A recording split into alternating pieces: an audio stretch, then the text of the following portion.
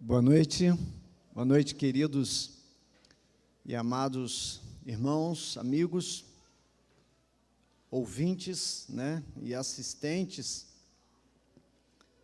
desta hora. Inicialmente, eu quero dizer que é um momento de muita alegria para todos nós. Me sinto honrado de estar aqui, apesar de reconhecer que temos grandes oradores, admirados oradores, que poderiam estar aqui, neste local e hora, falando para nós. Nos sentiríamos bem mais confortáveis, se assim o fosse.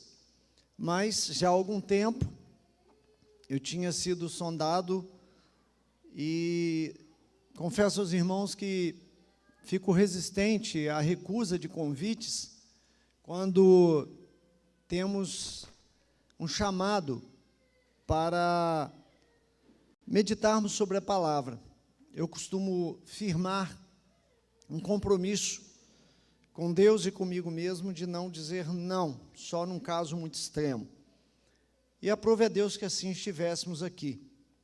E esperamos que seja uma noite proveitosa. Um momento em que nós, com um número expressivo de assistentes, e fico muito feliz por isso, bom se nós pudéssemos, sem as forças da lei, estarmos com todos esses bancos ocupados. Mas Deus tem o tempo dele e eu creio que no tempo dele próprio, ele assim o fará, para a nossa alegria e tenho certeza para a alegria dele. Irmãos, abramos nossas Bíblias, se porventura você estiver com a Bíblia, vocês que estão em casa também, queremos saudá-los com a graça e a paz de Jesus, e me sinto feliz também porque esse veículo é um veículo poderosíssimo de evangelização, de formação de caráter cristão, e folgo em poder saber que nós temos, através dos recursos tecnológicos e da dedicação de irmãos, chegarmos aos 4 cantos da terra, onde forem possíveis os acessos. E aproveitemos esse tempo e desejamos a você que está em casa, que você seja também ricamente abençoado nesta noite, que o Espírito Santo de Deus possa falar aos nossos corações e aos de vocês. Irmãos, livro de Êxodo, no capítulo 17, os versos de 8 até o 15, Êxodo, capítulo 17, versos de 8 ao 15. Na verdade, esse dia eu estava ali refletindo, é um dia que eu creio que a maioria, ou a totalidade dos irmãos, queriam ter aquele momento de dar um abraço no seu pastor, Eu lamento não poder ter aqui conosco também o pastor Joelce, por motivos de força maior de trabalho, e naturalmente a irmã Valdiné levará a ele o nosso abraço carinhoso, que também o respeitamos profundamente, como igreja e como nosso pastor, e também o pastor Enete, não é diferente. Estava ali pensando, poxa, nós não podemos dar um abraço no nosso pastor, Mas o pastor recebe o nosso abraço carinhoso, afetuoso, no momento em que estamos momentaneamente restritos a essa prática, mas recebe o nosso abraço amoroso, carinhoso, respeitoso como igreja. Irmãos, vamos lá ao que mais nos interessa neste culto, nesta noite, nesta hora, a palavra de Deus. E o texto diz o seguinte, Êxodo capítulo 17, verso de 8 a 15. Então veio Amaleque e pelejou contra Israel em Refidim. Pelo que disse Moisés a Josué, escolhe-nos homens e sai, e peleja contra Amaleque. amanhã eu estarei no cume do outeiro, e a vara de Deus estará na minha mão. E fez Josué, como Moisés lhe dissera, pelejando contra Amaleque. Mas Moisés, Arão e Hur subiram ao cume do outeiro. E acontecia que, quando Moisés levantava a sua mão, Israel prevalecia, mas quando ele abaixava a sua mão, Amaleque prevalecia. Porém, as mãos de Moisés eram pesadas, por isso tomaram uma pedra e a puseram debaixo dele para sentar-se sobre ela. E Arão e Hur sustentaram as suas mãos, um de um lado e outro do outro. Assim ficaram as suas mãos firmes até que o sol se pôs. E assim Josué desfez a Amaleque e a seu povo ao fio de espada. Então disse o Senhor a Moisés: escreve isto para memória num livro e relata-o aos ouvidos de Josué, que eu totalmente hei de riscar a memória de Amaleque de debaixo dos céus. E Moisés edificou um altar e chamou o seu nome: o Senhor é a minha bandeira. Vamos orar? Senhor, estamos diante da Tua palavra e te pedimos que, sob a égide, ó Deus, do Teu Espírito, possamos entendê-la, aplica-a aos nossos corações e faz, ó Deus, aquilo que lhe bem entender. Te pedimos e já te agradecemos, em o nome de Jesus, o nosso Senhor e Salvador. Amém. Irmãos,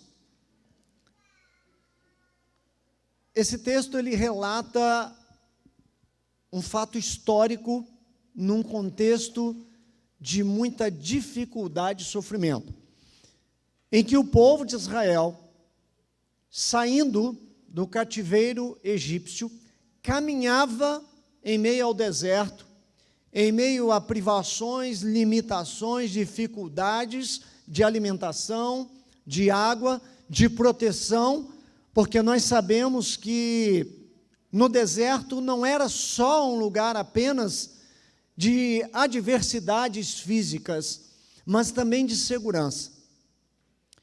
E nós vemos o povo que anteriormente saíra do jugo do cativeiro egípcio, caminhando numa rota desértica, e anteriormente a esse momento passavam por situações muito difíceis.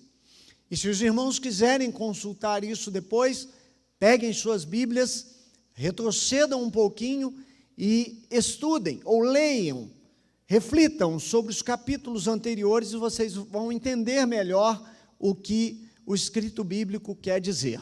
Mas é interessante que a gente vivia um momento difícil, um momento em que o povo de Israel, sendo retirado de um cativeiro de escravidão de 400 anos, traça uma trajetória rumo à terra prometida com situações extremamente desconfortáveis.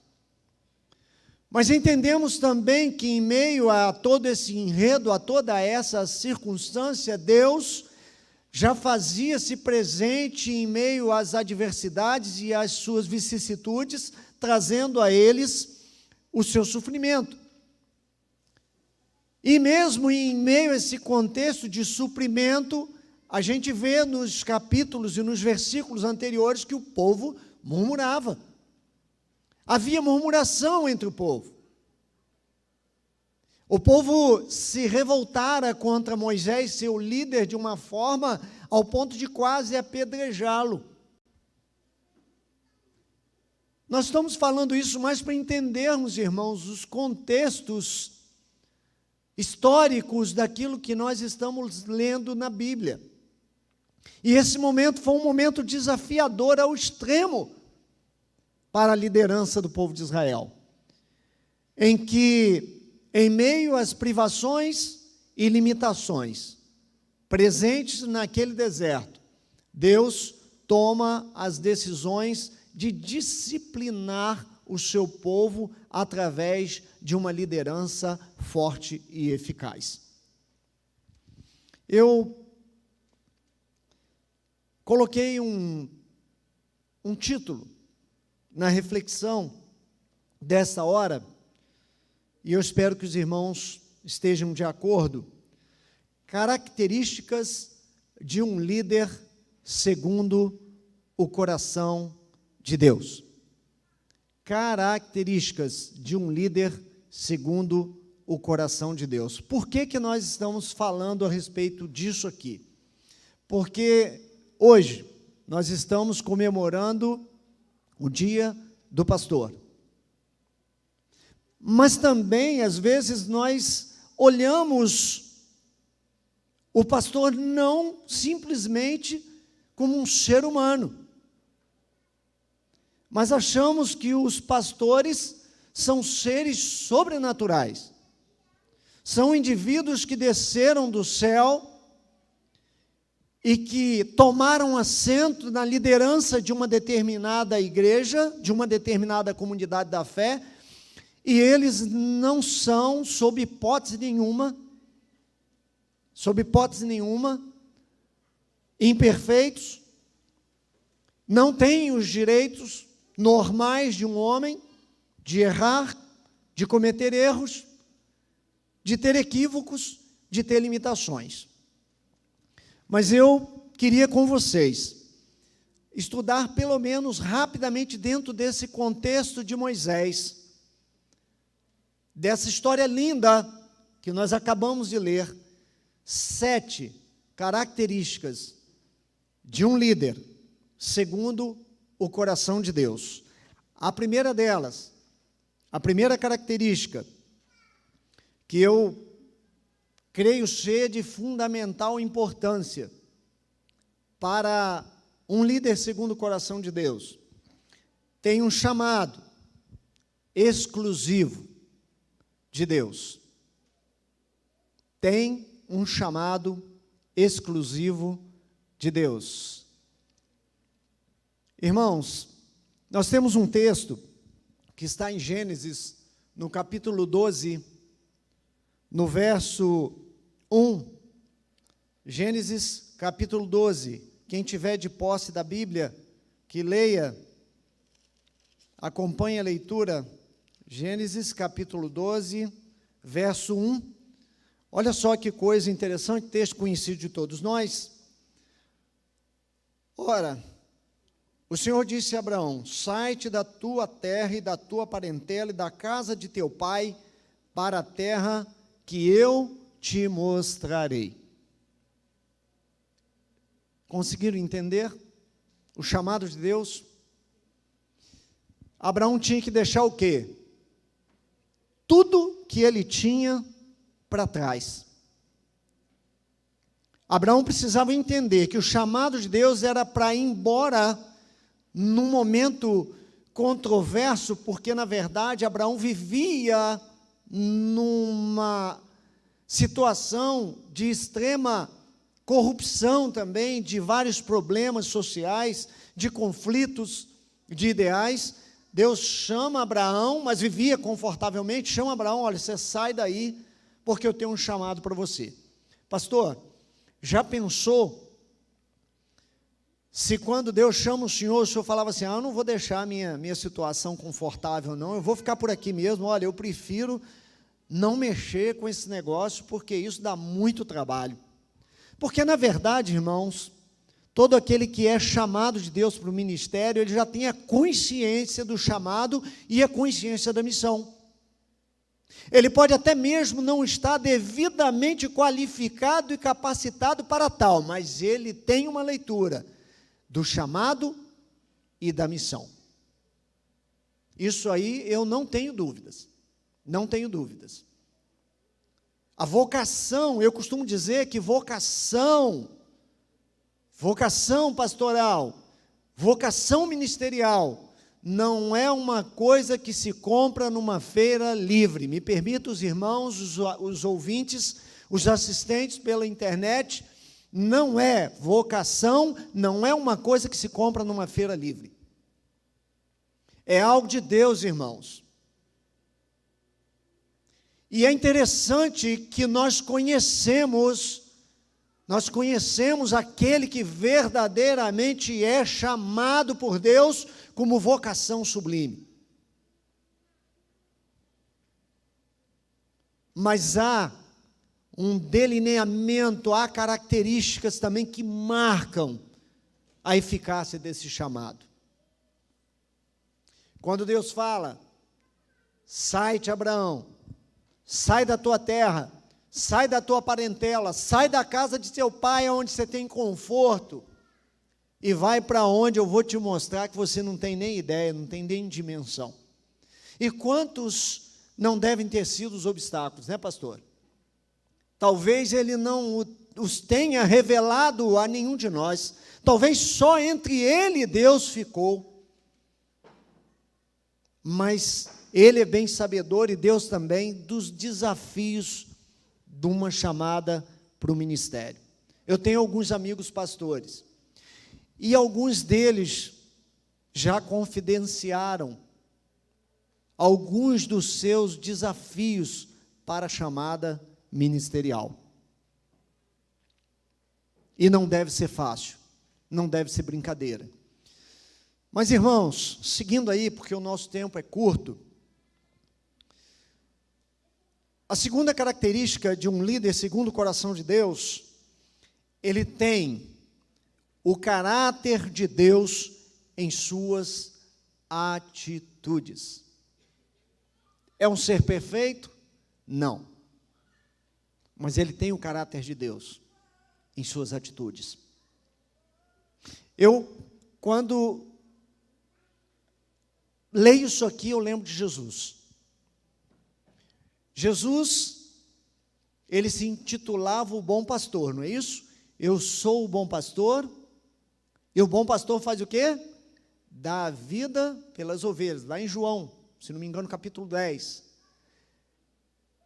Ele dá a vida pelas ovelhas. Mas ele era 100% homem, e ele era 100% Deus. Irmãos, Gênesis, capítulo 17, verso 1.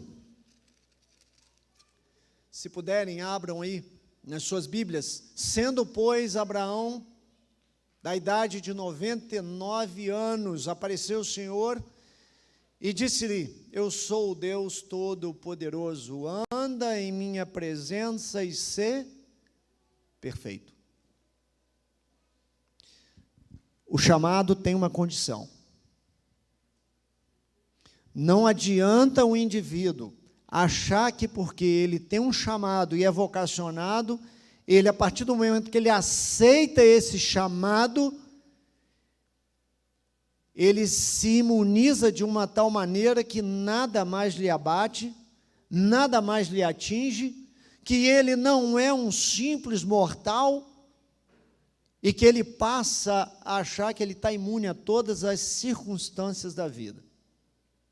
Ele precisa andar na presença de Deus e ser perfeito. E não existe desafio maior para mim e para vocês do que cumprir essa característica. Deus, quando ele chama Abraão, ele fala para ele: anda em minha presença e ser perfeito.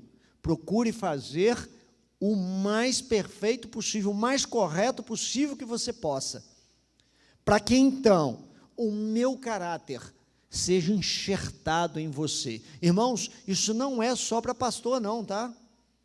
Isso é um chamamento à vocação daqueles que se chamam filhos de Deus e cristãos, a mim e a você também, que nós enxertemos em nós o caráter de Deus, e que deixemos de lado todo o embaraço, todas as coisas que nos rodeiam todos os dias. Às vezes temos exemplos negativos de liderança, sabe por quê, irmãos? Porque eles descuidam dessa segunda parte. Eles se revestem de um poder que na verdade não lhes pertence, ao ponto de descuidarem-se da segunda parte. E então, eles acabam caindo em embaraços e conflitos. Em terceiro lugar, terceira característica, anda com Deus. No anterior lemos, anda com Deus e é comprometido com o seu povo. Vez por outra alguém comenta, tem um tal fulano de tal, que ele fez isso com não sei quem é, com a igreja tal. Irmãos, quem tem compromisso com o povo de Deus, quem anda com Deus, não pratica tais coisas. Fico muito à vontade para falar disso aqui, muito à vontade, viu, pastor? E peço permissão ao pastor, porque eu fico muito à vontade. Líder espiritual, que anda com Deus, ele dificilmente cai em contradições. Dificilmente promove injustiças, dificilmente usurpa direitos. Porque aquele que anda com Deus, como Deus chamou Abraão, ele tem compromisso, ele tem comprometimento com o povo que Deus colocou-lhe nas mãos para apacentar.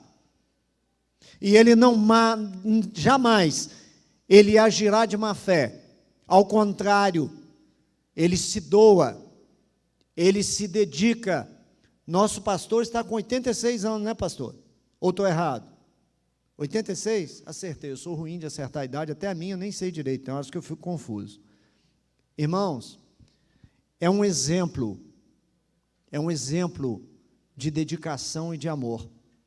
Porque eu quero dizer para vocês, se vocês forem lá na casa dele hoje, meia-noite, eu estou falando isso diante de Deus, sem medo de errar, e precisarem dele para socorrer você, ele vai levantar e vai entrar no carro, vai dar um jeito e vai socorrer. Eu estou dizendo isso, estou dando testemunho, porque eu sei que ele é assim, eu vejo ele assim. Característica de um homem que anda com Deus e tem compromisso com o seu povo. Com toda essa idade, com todas as suas limitações de visão e de saúde, eu digo para você que se chamar, ele vai pegar o carro e vai aonde você estiver e vai te socorrer, vai dar um jeito. Ele vai tentar te ajudar. Isso é comprometimento, irmãos. Isso é comprometimento, isso são pessoas que são vocacionadas, que estão preparadas para atender ao chamado de Deus para cuidar do seu povo. Ele é perfeito? Não. Assim como eu e nenhum de nós aqui é. Mas ele tem comprometimento. Seguindo aí. Em quarto lugar, quarta característica, ele escolhe com sabedoria seus colaboradores para a liderança. Tem um texto que eu achei em 1 Samuel, capítulo 16, verso 18, que ele fala de um episódio interessante, quando Davi estava para ser escolhido rei, e um jovem fez uma menção honrosa a Davi, colocou-lhe algumas características interessantes. Olha só o que diz o texto. Então respondeu um dos moços e disse: eis que tenho visto um filho de Jessé o belemita, que sabe tocar e é valente e vigoroso, e homem de guerra e prudente em palavras, e de gentil presença. E olha o fechamento. E o Senhor é com ele. Entenderam, irmãos? Olha as características. Ele sabe tocar instrumento.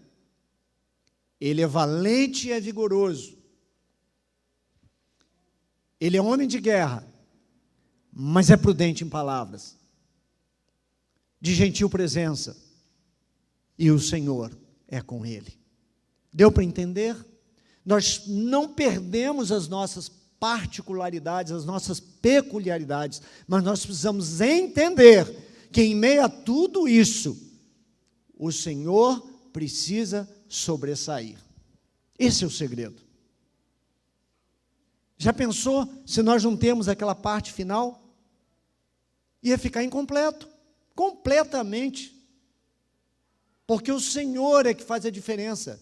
Irmãos, nós temos os nossos temperamentos, cada um tem, o pastor tem o temperamento dele, eu tenho o meu, você tem o seu, tem uns mais calmos, uns mais agitados, um é fleumático, o outro é mais letárgico, um é mais pacífico, o outro é mais agressivo. Irmãos, mas se o Senhor é com você, essas coisas se uniformizam.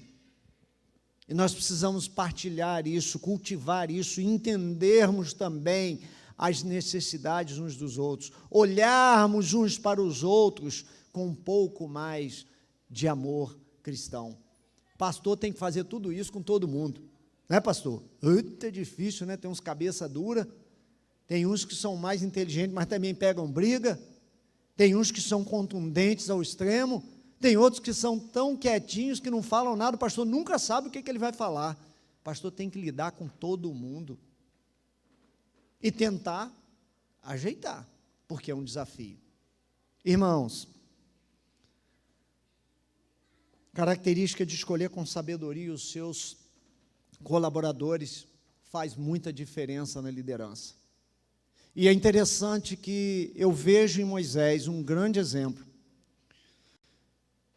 Eu vejo transfigurado, não sei se isso é um erro interpretativo, mas quando Moisés sobe ao monte, Moisés sobe auxiliado por dois grandes homens de oração. Homens que em nenhum momento da batalha recuaram do feito de estarem sustentando Moisés. Moisés estava com os braços cansados, irmãos. Vocês já pensaram o cara ficar lá o dia todo, no sol, no monte, sem comer, sem beber, com as mãos levantadas, com a vara de Deus nas mãos, para que o povo pudesse prevalecer? E o texto diz claramente que quando ele ficava cansado e apenas os seus braços desciam, os amalequitas prevaleciam.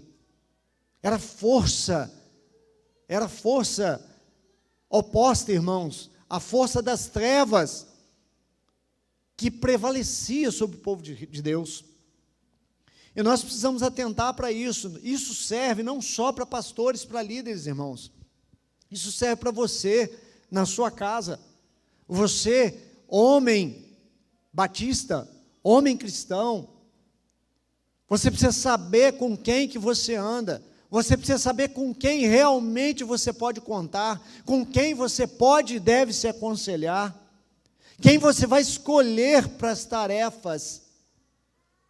E você precisa ver a qualificação também de qualquer um. Às vezes nós cometemos injustiça, sabe por quê? Porque nós não detectamos a potencialidade de quem nós queremos usar. Às vezes nós temos filhos, cada um é de um jeito.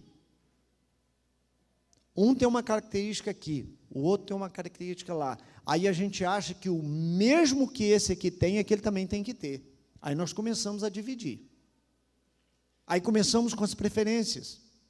Nós precisamos saber em que área nós podemos usar proveitosamente a qualificação de cada um. Moisés, ele sabia disso, senão ele não tinha mandado Josué. Josué que começa nesse momento, irmãos, a despontar como sucessor, era o start da liderança de Josué, sucessor de Moisés, lá na frente, um homem de guerra. Mas ele iria ocupar uma posição diferente. Mas aonde ele estava? No fronte de batalha. Se Moisés não tem sabedoria instrutiva de Deus, sabe o que Moisés tinha feito? Manda Ur para lá, morrer lá no fronte de batalha, bota Josué comigo aqui em cima, pelo menos eu vou ficar protegido. Se eles vierem aqui, Josué é um guerreiro forte, um cara que sabe lutar muito, eu vou botar Josué aqui. Olha só, irmão, nós precisamos aprender com a palavra de Deus, que nós precisamos saber onde nós colocamos cada peça. E louvado seja Deus, porque na igreja cada um tem o seu espaço. É uma coisa magnífica, irmãos. Quando nós olhamos crianças na tenridade, despontando com seus talentos, isso tem que louvar a Deus, tem que agradecer a Deus. Irmãos que sustentam em oração, Irmãos que não aparecem aqui na frente, mas que estão lá nos bastidores, orando, sustentando o ministério, orando. Tem irmãos que não falam um A e que sustentam essa igreja. Eu aprendi isso ao longo da minha caminhada cristã. Muitos irmãos que na igreja não falavam um A, eram irmãos e irmãs de oração, profunda oração. Pessoas que sustentam ministérios, que fazem com que a música chegue aonde ela precisa chegar, que fazem com que a palavra chegue nos corações e consiga fazer mudança. É assim, irmãos. E nós precisamos olhar um para os outros com amor e com simpatia. Me dá muita tristeza de ver aqueles que ficam criticando irmãos, porque não fazem. Ah, porque se depender de fulano aqui morre. Irmãos, nós não estamos num julgamento, num tribunal. Nós estamos numa igreja. Nós precisamos olhar com simpatia. A Bíblia diz que é para olhar com simpatia até mesmo os erros. Mas às vezes a gente coloca certos julgos nos ombros de quem na verdade não precisa carregar jugo. Seguindo aí, quinta característica, não toma decisões precipitadas. Desafio tremendo para a liderança pastoral. Irmãos, tem um texto de Tiago, capítulo 1, verso 5, que ele é perfeito na sua essência. E se algum de vós tem falta de sabedoria, peça a Deus, que a todos dá liberalmente, e não lance em rosto, e se ele há dada. Irmãos, líder, seja qual for, líder pastoral, familiar, de trabalho, que não pede a Deus sabedoria para o seu dia a dia, para as suas decisões, está fadado ao fracasso. Irmãos, em qualquer situação da nossa vida hoje, nós precisamos estar pedindo sabedoria de Deus. Faça como Davi, peça a Deus que Ele te ensine a contar os dias de maneira que você consiga alcançar coração sábio. É isso que nós precisamos. Essa oração de Davi precisa ser uma constante na minha vida, na vida do pastor, na vida dos líderes da igreja, na vida de cada membro. Mas não é só aqui, irmãos, nós precisamos orar por sabedoria até no nosso setor de trabalho, na nossa casa, aonde a gente se conhece direitinho, sabe como cada um age. É lá que nós precisamos pedir sabedoria nas decisões, pedir sabedoria na correção de um filho, pedir sabedoria na forma com que você vai discutir um determinado problema com sua esposa ou seu esposo. Peça sabedoria. Porque Deus tem, Ele é fonte de toda a sabedoria para você, para solucionar todo e qualquer tipo de problema. Em sexto, uma coisa interessante também que eu noto, e é uma característica de liderança pastoral, reconhece as suas limitações. Tem um texto de Paulo que eu gosto muito, 2 Coríntios capítulo 12, verso 9, texto conhecidíssimo de todos nós. E disse-me, a minha graça te basta, porque o meu poder se aperfeiçoa na fraqueza, de boa vontade, pois mais me gloriarei nas minhas fraquezas, para que em mim habite o poder de Cristo. Gente, eu acho fantástico esse verso de Paulo. Sabe por que ele falou? Porque ele sabia que ele tinha um problema, que ele queria que Deus resolvesse para ele, mas Deus disse para ele, Paulo, não, segura a onda, você vai ter que conviver com isso.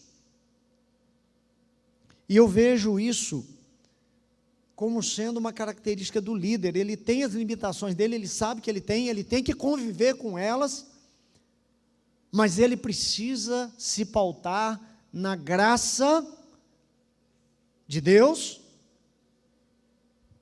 para continuar, para prosseguir.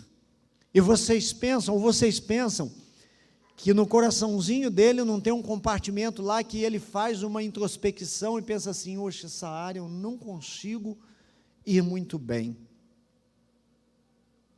E isso incomoda, porque você sabe que tem uma área da sua vida que você não vai muito bem. Na vida secular, às vezes eu não sou bom de matemática, isso me incomoda. Quando eu chego lá no Enem, quando eu chego num vestibular, quando eu chego numa determinada situação de exame, e quando eu não sei a matemática e que me cobram, aquilo me incomoda. Ou outra matéria qualquer, estou falando simplesmente disso. Imaginem na vida espiritual, na carreira de um líder espiritual, constituído por Deus, para orientar você. E quantas vezes nós somos incompreensivos. Precisamos atentar para isso, irmãos. Isso edificará o corpo de Cristo. Isso trará bons fluidos espirituais para edificação, para crescimento, para a propulsão da causa do Evangelho, que é o bem maior que nós pregamos. Sétimo e último lugar, outro desafio tremendo que o líder precisa ter como característica: não temer o inimigo. Eu não sei se vocês já ouviram algumas histórias de pastores extremamente consagrados e convictos do chamado de Deus contarem os seus segredos de perseguição do inimigo. Quantas e quantas vezes já ouvi isso? Quantas e quantas vezes já compartilhei isso com pastores com os quais eu convivi? De momentos em que Satanás lançava a mão, às vezes não dele, mas lançava a mão de alguém da sua família, de um filho, de um neto, para poder atingi-lo. Irmãos, é terrível. Há pessoas que têm uma interpretação errônea, porque todo filho de pastor, pastorzinho é. Todo filho de pastor tem que estar na igreja, nem sempre. Até porque a liberdade de Deus lhes permite escolher o que eles querem. Eu não posso obrigar meus filhos a estarem dentro da igreja. Eu apenas os oriento, os chamo a permanecerem firmes no Senhor. Agora, a escolha é deles. Agora pensem a situação pastoral. E eu acho interessante, tem um texto de Lucas, capítulo 10, verso 19. Olha que incumbência, mas olha que glória, que glória. É um texto também muito conhecido. Eis que vos dou poder. Que coisa maravilhosa. Para pisar em serpentes e escorpiões. E sobre toda a força do inimigo. E nada vos fará dano algum. Que porção. Irmãos, isso fala ao meu coração, porque esse poder não vem de homens. Quem me dera, se os poderes constituídos da terra, os poderes políticos, conseguissem entender um pouquinho da magnitude dessas características de uma liderança segundo o coração de Deus. Ah, irmãos, nós viveríamos outro patamar, outra realidade. Nós não teríamos tantos problemas quantos nós temos.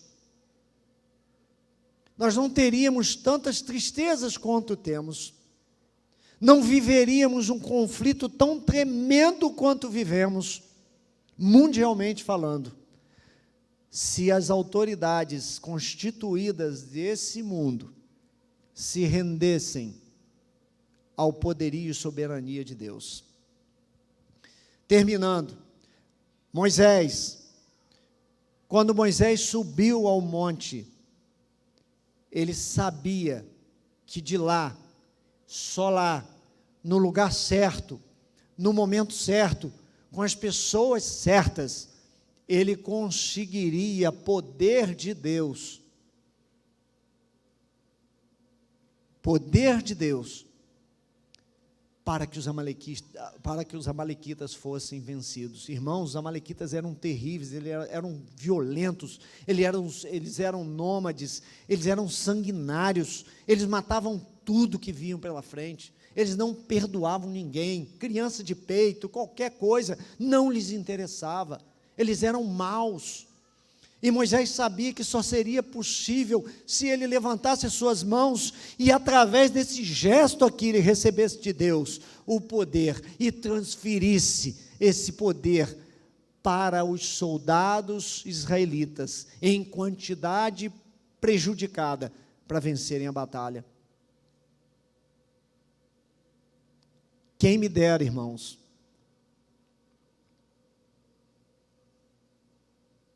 se os nossos governantes estendessem as suas mãos e dependessem de Deus. O que nós temos visto, infelizmente, é bem ao contrário. Às vezes o discurso é muito bonito, mas quando sentam no trono, tudo muda. Tudo muda. Deus já não é mais Deus. Perdemos a fé, perdemos a confiança, perdemos a credibilidade, não queremos mais mexer com nada de Deus, porque Deus aqui não dá para mexer, aqui tem que ser eu e mais ninguém. E aí começam os fracassos. E eu digo isso com tranquilidade, não tenho medo das minhas palavras, não tenho medo. Irmãos, Moisés reconhecia que com obediência, com fé, com rendição, eles derrotariam os amalequitas, mas precisariam das mãos reconhecidamente levantadas para um Deus Todo-Poderoso. É isso que eu quero recomendar para você. É isso que eu quero recomendar para a sua vida.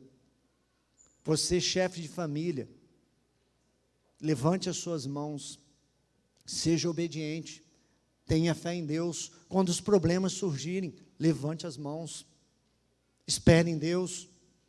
Não estou dizendo para você subir no monte, não, mas se você quiser subir, suba para orar a Deus, se você sentir que isso vai te fazer bem. Mas você pode também, como a Bíblia recomenda, fechar você no seu quarto, encosta a porta, vai no seu cantinho, ora a Deus, levanta as mãos para o céu e pede para que Deus sare aquilo que você precisa sarar, cure aquilo que precisa ser curado, vença aquilo que precisa ser vencido, mas dependa de Deus, não dependa de outro. Escolha as pessoas certas, cuidado com quem você compartilha os seus segredos, cuidado com quem você se aconselha. Casais de namorados, noivos ou recém-casados, coloquem Deus como seu balizamento, coloquem Deus como sendo o único gestor da vida de vocês, e vocês serão bem-sucedidos, haja o que houver. Nós precisamos entender isso. Eu queria aplicar essa palavra nesse sentido, não só por ser uma coisa alusiva ao dia do pastor, à liderança pastoral, mas também para todos aqueles que também precisam dessas características. Nós precisamos disso. E eu quero concluir dizendo que nós precisamos exercitar essas características, porque elas não são só para pastores e líderes, elas são para todo aquele que quer viver uma vida digna de um cristão e que quer ser bem-sucedido na sua trajetória de vida, porque os dias são maus e precisamos exercitar esses requisitos, essas características. Que Deus nos abençoe e nos guarde e nos dê a bênção de podermos entender a sua palavra e praticá-la, mesmo naqueles momentos que são extremamente desafiadores. Desejo a todos uma ótima semana. Que Deus nos guarde, nos proteja e nos dê sabedoria para que possamos prosseguir.